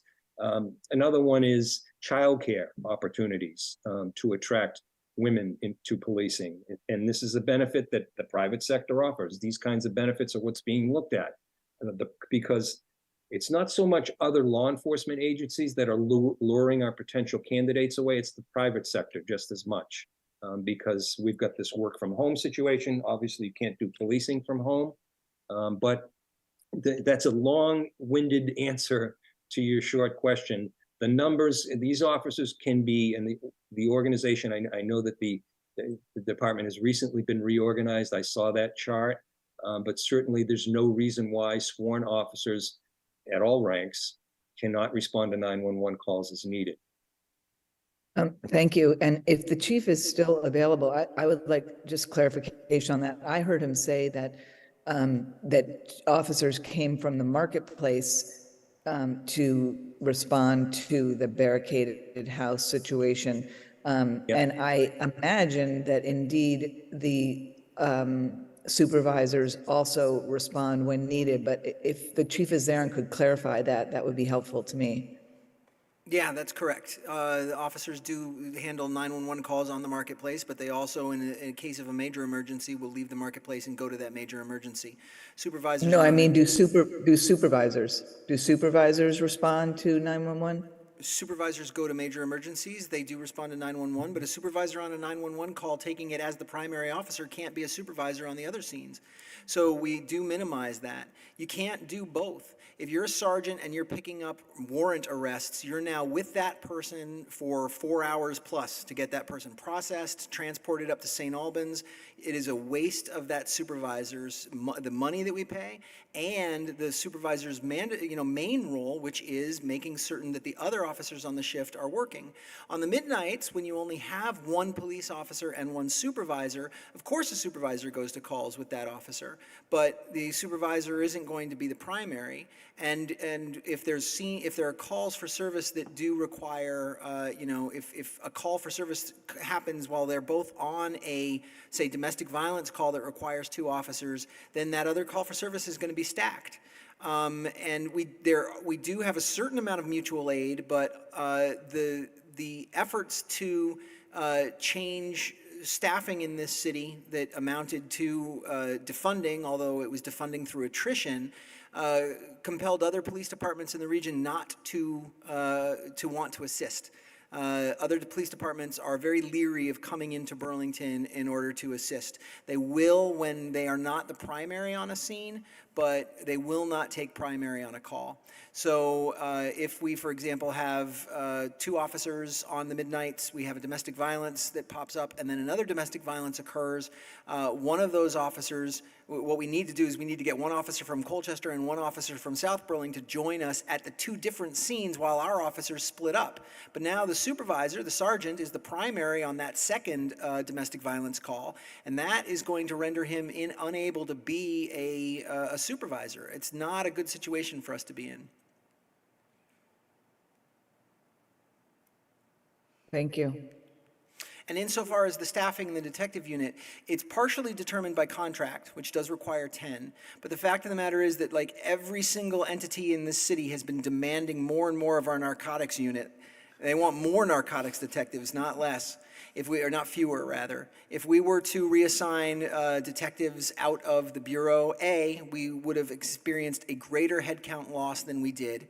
One of the few things that kept officers here was the possibility of career path and the opportunity to do things other than merely patrol. And B, we would not have been able to tackle the 26 gunfire incidents and 5 murders and 12 shootings that we experienced in 2022 without that detective unit. We clear every single homicide we've cleared every single murder over the past 25 plus years. We cleared a murder from 1971, the longest unsolved in the state, to my knowledge. Actually, I think there may be 1 or 2 that are longer than that in the south part of the state. They do exemplary work, and they do assist with patrol in the sense that they go to untimelies. When available. They certainly assist with emergency situations like barricaded persons or other things like that. But insofar as answering typical 911 calls for service, that's just not something they can do while maintaining their caseload. I think that we don't have enough detectives. We used to have, when we were authorized to have 105 and routinely fielded 97 police officers, the number of detectives that we had was closer to 12 or 14 people who were assigned to the Detective Bureau, both as detectives or as the street crime team. The absence of the street crime team is a significant factor in our decreased ability to address public open-air drug use and public order issues. And the decrease in the Detective Bureau is a significant part of why we have not been as successful against burglaries as we were in 2017 and 2018. Any questions from any of the other commissioners? Yes. I'm interested in Okay. how our salaries compare to other places of our size for starting officers, and also top pay. Thank you. Well, your beginning salary is higher than Boston or New York, so I commend you for that. I was even trying to talk one of the young women who work in my building. She wanted to relocate to Burlington. They're paying, this is a competitive salary, and the bonus is one that's very attractive. And so that's why I urge you. And again, if I don't know if the chief has shared this, seen this document from Perf, I'm happy to share it with him, but there are a lot of really good strategies here. You're paying, your top salary at $100,000. I mean, Boston police get to exceed $100,000, but they do that by working paid private details. Their base salary, I believe they're starting in the 60s here. So you're above average in what you're paying, what you're offering for starting salaries for police officers, and to get to 100,000 fairly quickly early on in their tenure. I don't think the salary is the issue. I think people would, it's definitely competitive, and I'd be surprised if any other department in Vermont was paying as much as you folks are. I could be wrong there. Thank you for saying that. No, we do have the best straightforward compensation. If you factor in things like take-home vehicles at the Vermont State Police, et cetera, there are different ways to make the calculation, but straightforward compensation, we are the best compensated agency in the state. It takes 15 years to get to that 100, but that starting of 74 is terrific. And I'm glad to hear it. We did send our Deputy Chief of Administration, Brian Labarge, to the PERF conference in Washington, D.C. that led to the production of that report. And I've spoken with Chuck about that and about what our agency's been going through with regard to both our headcount and with regard to our desire to rebuild. You know, I think some of the things that you've brought up tonight are really interesting ideas, including the notion of, you know, rental subsidy. Childcare is something the city really wants to work on, and there has been excellent effort by our marketplace director. Well, actually, she's the director of business relationships with the city, but on establishing childcare for the city. You know, I do think that that's a component of being a strong spot. We were an early signatory, a first signatory with 30 by 30. I sat with Yvonne Roman at dinner on Monday night in San Diego, on Sunday night in San Diego. At a dinner for the Center for Policing Equity. So spoke at length with Yvonne about what they're doing with 3030. We signed on to that even at a point where we weren't being allowed to hire. Our city council had prohibited us from hiring until we attrited down by 30%. We fell much, much lower than that 30%. But I joined it even then because the goal of getting female employees, women employees is incredibly important. My wife and I named our daughter Katie Elizabeth after Elizabeth Cady Stanton. The idea that what was begun at Seneca Falls still isn't finished is a key part for me and very important for our recruiting goals. Some of the issues too around. Sorry, go ahead, Dr. Nolan. I had a question for you. This is the last one before we wrap up, just to sort of understand what you were saying about the complaints. It seems like you are suggesting, and correct me if I'm wrong, you are suggesting that making these public complaints, citizen complaints, open for, you know, sort of kind of anonymizing them and making it available to the public, because can have a positive impact.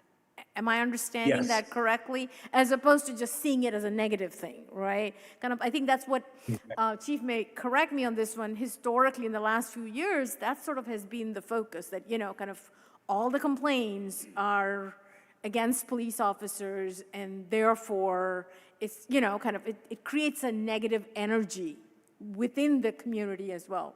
But I think what you're suggesting is really turning the narrative into a more, I mean, it's really kind of a radical rethinking of what's been going on, right? Kind of looking at complaints as a way to promote the department. Am I understanding you correctly? Yeah, absolutely. And I mean, I know the chief will agree that it's a useful training tool as to what kinds of complaints we're getting. If we're getting complaints consistently of respectful treatment, then there may be a training issue there. If we're getting complaints of excessive force, there may be a training issue there as well. But, you know, I would put front and center the fact that we have a high suspension rate, and you do.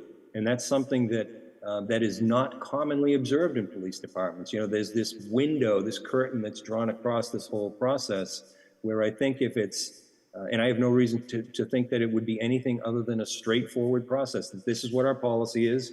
We investigate complaints within an X, and we resolve them within X number of days, whatever that should be, 30, 60, 90, or whatever.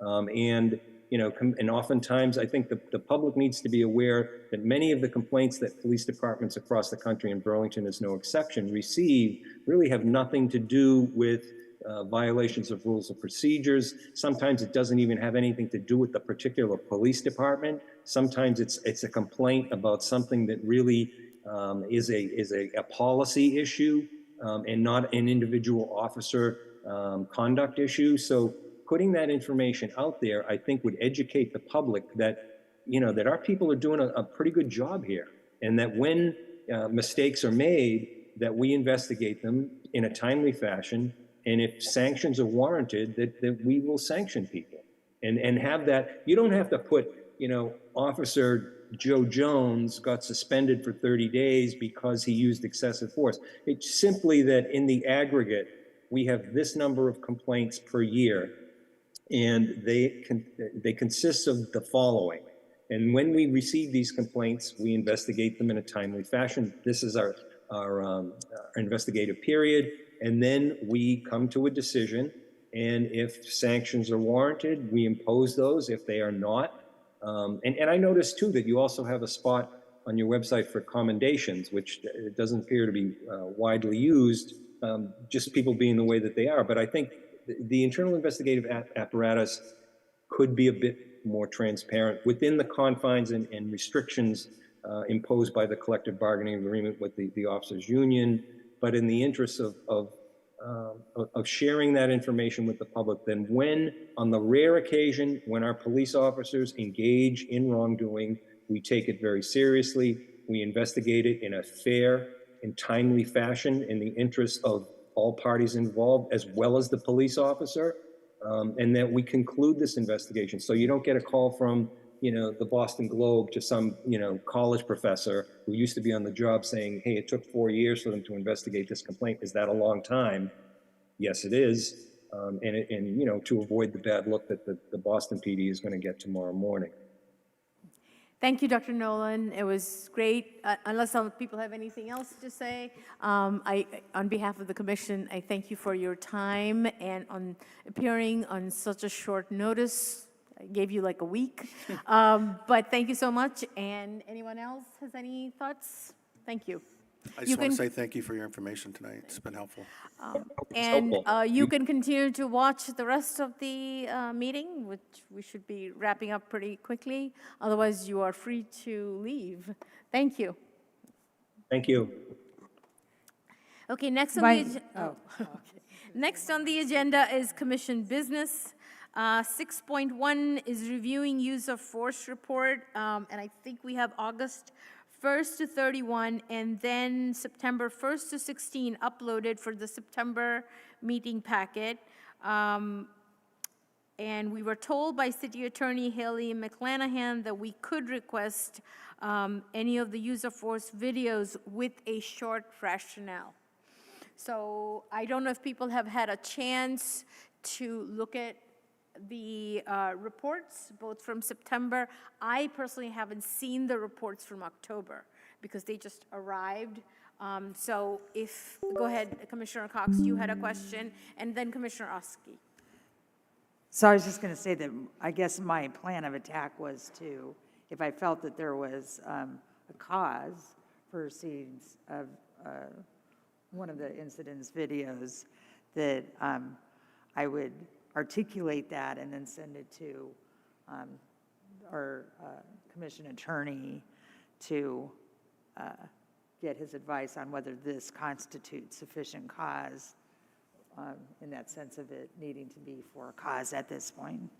I'm not aware that that was a requirement to consult with the attorney. I think if you can articulate a reason, I understood that the chief and the deputy chiefs would be willing to share if there was a articulated reason. Jack, I'm not saying you need to do it. I'm just simply saying that's what my plan is. Thank you.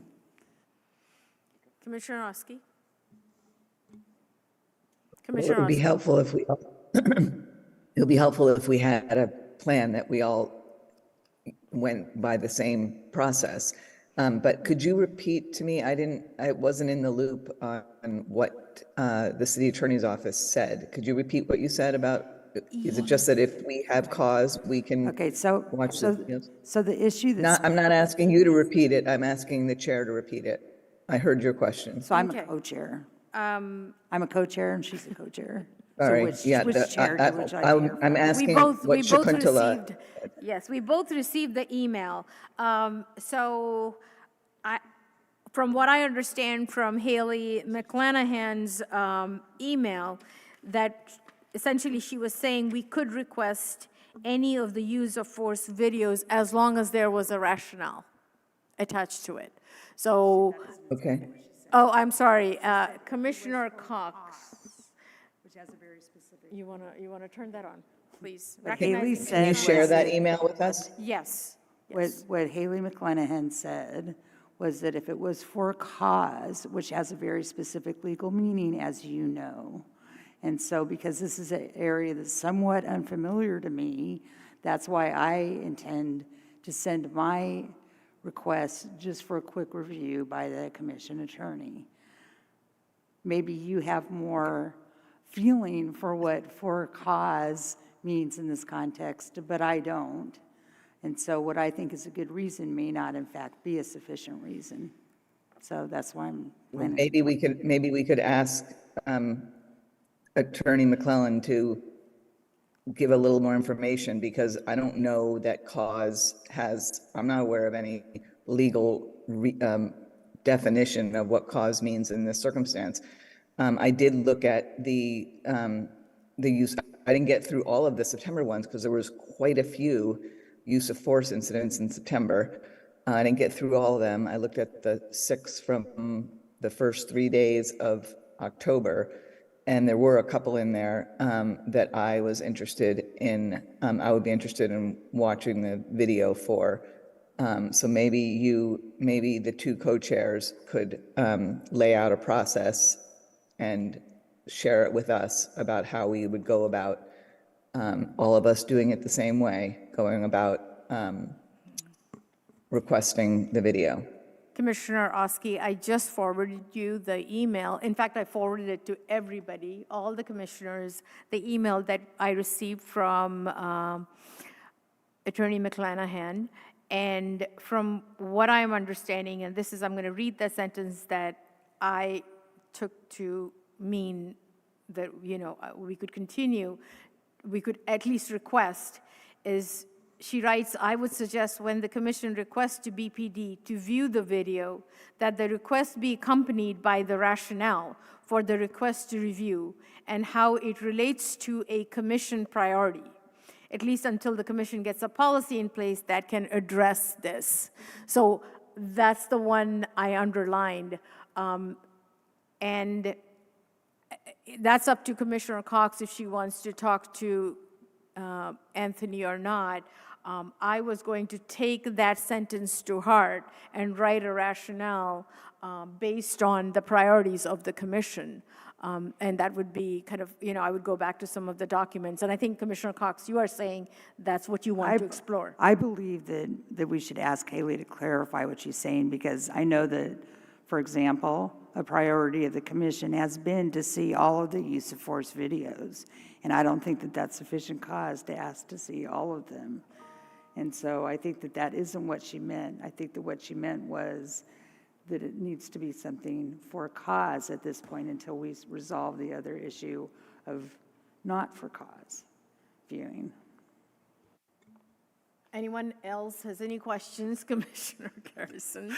No, I took the time to read every single UFO today, so I do not have any concern with any of them or cause, but if another commissioner does, I'd be willing to review the body cam for the record. So is Commissioner Oski asking that we have to, we should come up with some kind of a process today, or we can further ask Haley McClanahan for clarification? Is that kind of what you are hoping? I think it would be helpful if we had a shared understanding of what the process is to request the use of force videos. And it could be simple that, here are a reminder of what our commission's priorities are, and you have to say which video you want to say and you want to see, and what the rationale is and how it relates to the commission's priorities. And it would be great if we didn't have to involve attorney time in doing that. I guess if we were denied a use of force video, that maybe then we'd want to engage with our attorney, but that's expensive time for reviewing this stuff. Okay, and it sounds like you have a few videos that you would be, that you do want to see, and so do I, actually. So I think we, at least between the two of us, we have a couple of, and I don't know if anybody else has any other videos that they wish to see. If so, you can just forward them to me and Commissioner Cox, and then we'll proceed from there.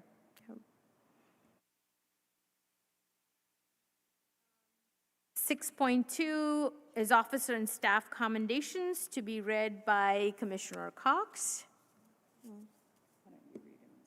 Yeah, you just have a few, right? Okay. So, and let me ask you, Chief, I have like on something that Sarah Hernandez-Tim sent me, she mentioned an Aaron Bartle. And then on something that was a written commendation received from a member of the public, they mentioned in connection with something that seemed to be a victim advocate as being Officer Bartlett. Is that two different people, or are they both Bartlett? Yes, they are two different people. Erin Bartle is our Domestic Violence Prevention Officer, or DVPO. Annalise Bartlett is a patrol officer. Oh, okay, perfect, thank you. I just wanted to make sure, they were so close. Okay, so the first one is a commendation. A group of female college students came to BPD to support their friend who was being harassed. Officer Bartlett was able to strike the perfect balance of being professional, concerned, knowledgeable, and relatable. I imagine it was difficult for the victim to come to a police department considering the personal nature of this complaint. However, the victim left the department feeling supported and empowered, all because of how Officer Bartlett approached the situation. The next one is a thank you. I wanted to reach out and express my deep appreciation for the opportunity to participate in a ride-along Friday. I had the chance to meet a few of the officers and can truly say each and every one of them were kind and clearly incredibly dedicated and proud of the work they do for our city. Specifically, I was immensely impressed with the work of Officer Ye. I spent much of the day with him, and it was clear he exemplifies good policing. If every community had police officers like Officer Ye, we'd be much better off. The next one is commendation. I meant to do this sooner, but I wanted to pass along my personal thanks for all the department and officers did to help make the event possible. The excerpt that Shannon sent along didn't say which event this was or what the date of this note was, but one of the major events that the police helped at. And especially to those officers who were present from setup at 0600 hours through to the end at 1730 hours, which is 5:30 in the evening, as the fencing vendor for the race, some race, so maybe it might have been the marathon, unknown. Yeah, I'm not, the marathon was quite some time ago, Yeah. although this may have come in later. Perhaps it was the criterium. My guess is it was probably the bike race criterium, which was recent enough that I think I used a photograph of it in the September report. Oh, okay. So, Okay. yeah. So the cover those officers provided gave me additional protection from vehicle and pedestrian traffic and better protected my equipment during setup and takedown. Again, we recognize the effort and appreciate those officers and the department's support. Thank you. Thank you. The last one from the public is I want to thank the Burlington Police Department. Every single person involved was incredibly responsive and helpful. We are so grateful. We know your system is taxed, and I'm struck how different and dangerous Burlington is now. You are also professional. I can't imagine doing your jobs in the world we live in today. Please pass on our gratitude to all involved. So again, it didn't mention the incident, but I think a lot of people in the community feel the same way a lot of the time. There's also two just quick things. One is today we received the BPD press release for the Domestic Violence Awareness and Prevention Month. And I had sent a note to Sarah Hernandez-Tim saying that I really thought it was very well written. It really moved me.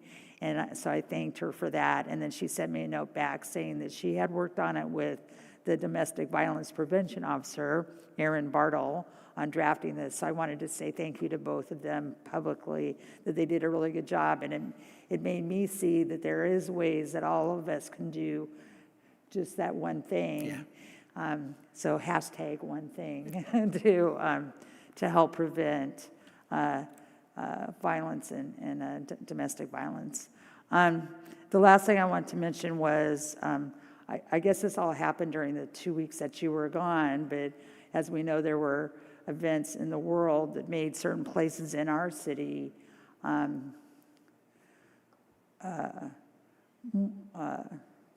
worthy of protection or special attention or special protection.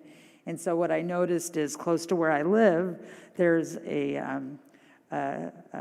place of a community center and a place of worship that may have been vulnerable given the worldwide events. And there was a police cruiser there with an officer in it, just standing watch, just sitting and standing watch.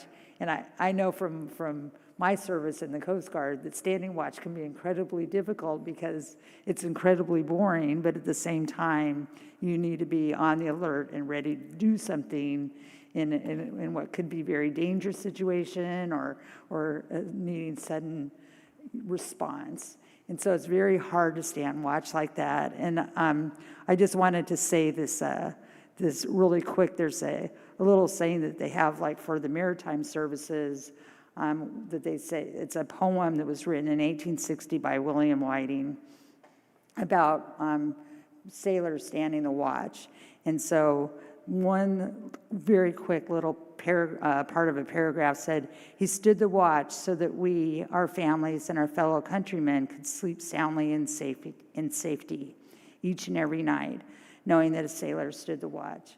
And that's important for those seagoing services, but seeing the officer there made me think so much that that's really how they made me feel by being there. And I know that the people that they were protecting in that community center, place of worship, that they felt the same way. And I did go over and talk to the police officer in the car and thanked him personally.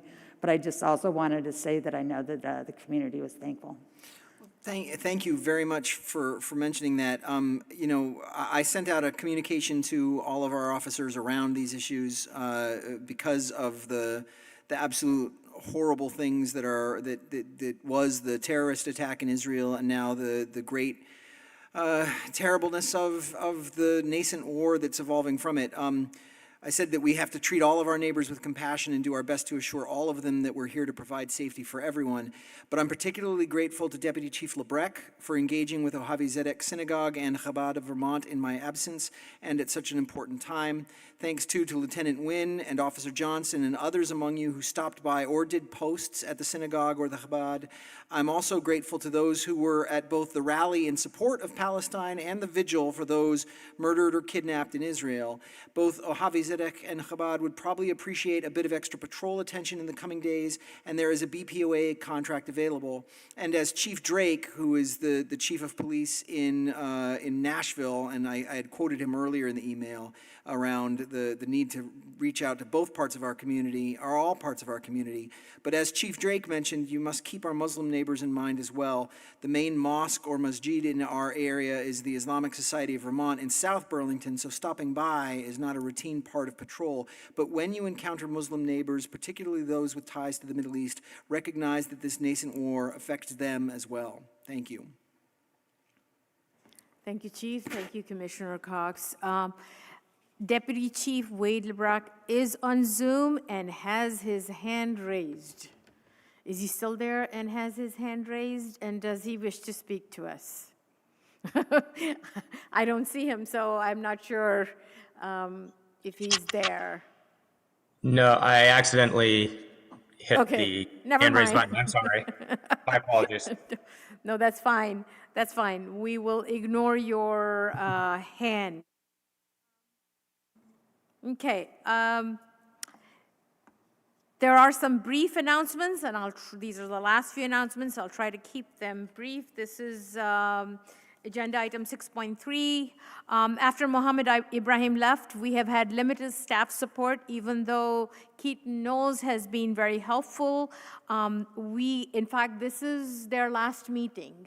Am I correct, Keaton? This is your last meeting and time with us. We have been assigned no more than 2 to 3 hours per week of staff to do all of commission work. And so this is a public notification to the commissioners, the police department, and the public that the commission's work must adjust to the limited support staff for the time being. And sometimes information and responses might be slow to come and decisions might get delayed. However, we are working with the mayor's office to see if we can find support staff somewhere else, and the preliminary news has been encouraging. There will be no November meeting of the Police Commission. We will reconvene for our December 2023 meeting. Commissioner Cox and I sent a letter, you may remember, in August to the Burlington Police Union requesting that they reconsider their decision and release all use of force body-worn camera footage to the commission in compliance with what the City Council and the mayor had authorized. The letter is still available on the Civic Clerk site. We have not received a response, and I think my plan is that we can discuss, if we don't hear from BPOA by our December meeting, that we can discuss with the City Attorney's Office on how to proceed on the matter at that time. Commissioner Oski has her hand up. I did draft a policy that we could discuss. Right, I have that next. Okay. A subcommittee comprised of Commissioner Oski and Commission Attorney Anthony Arapino was tasked in the August meeting of revising the body-worn camera footage release policy of the Commission. Commissioner Oski has shared with us a rough draft of the policy, and I have forwarded a copy to Chief Murad for BPD's input as well.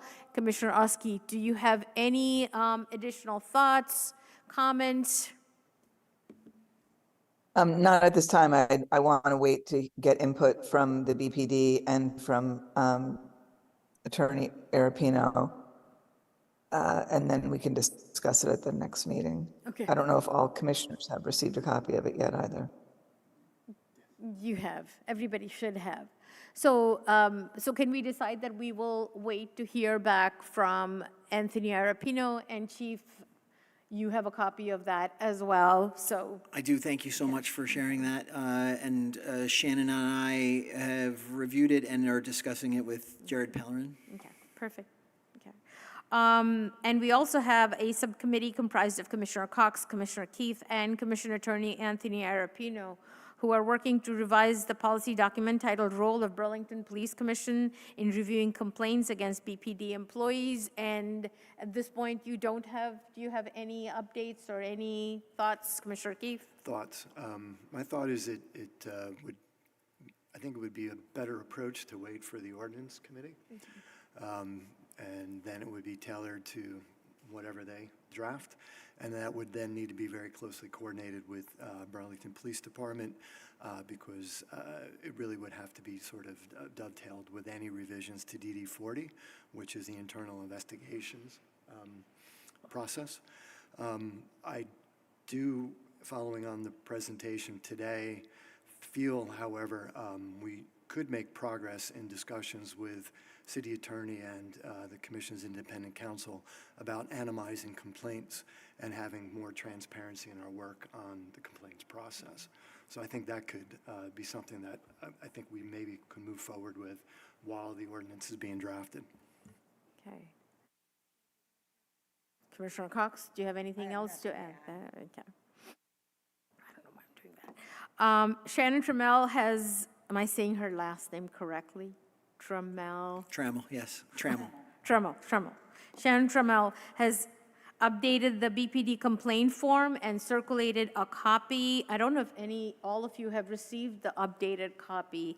I will send you a e-copy. I have personally gone ahead and made 30 hard copies and plan to drop them off at Migrant Justice, Peace and Justice Center, Burlington Electric, Parks and Recreation, and Burlington High School. And hopefully, I don't know, Keaton, if you're still around for the next week, I was hoping to get some help with circulating them here in different departments of the City Hall. Just kind of drop it off at the mayor's office, some hard copies, okay?